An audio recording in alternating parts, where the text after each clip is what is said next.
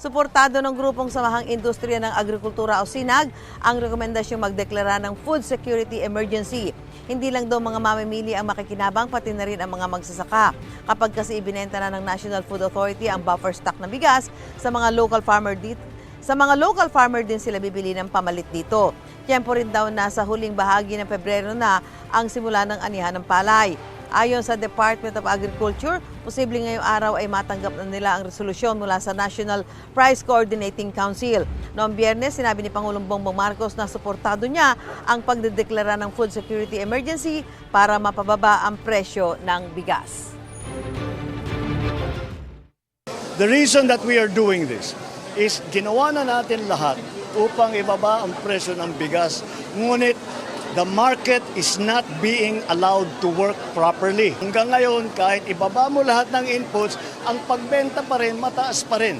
And so, we have to force that price down. Gusto mo bang mauna sa mga balita?